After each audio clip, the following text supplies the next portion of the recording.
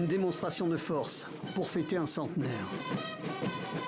Le mouvement est coordonné.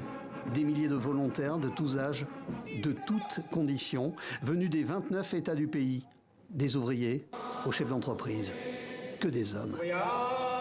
Devant eux, le chef de la Légion RSS, Mohan Bhagwat, est rejoint sur la scène par son second et Ramnath Kovind, ancien président indien, qui vient le féliciter pour les réjouissances.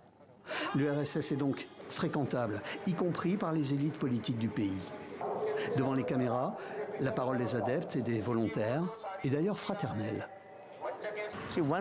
Une fois que les gens se connectent à nous et qu'ils viennent dans nos unités locales, ils restent liés à nous pour toujours. Nous ne voulons pas nuire à certaines minorités.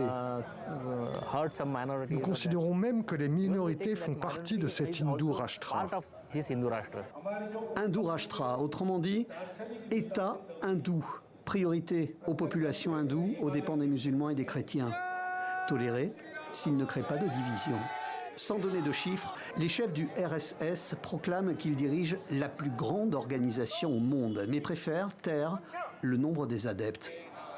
Parmi ses membres, on trouve le Premier ministre Narendra Modi, au pouvoir depuis 2014.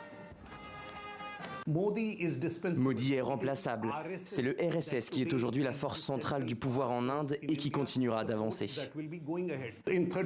En 1939, Golwalkar, qui est considéré comme la référence idéologique du mouvement, devient chef, après avoir écrit un livre qu'ils ont tenté depuis de nier.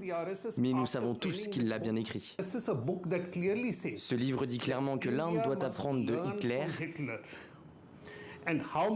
et comment, en observant son traitement des Juifs en Allemagne.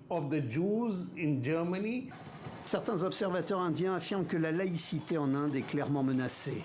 Le RSS affirme ne pas avoir d'agenda politique, mais sa place est aujourd'hui clairement au centre d'un système qui le maintenait jadis à l'écart.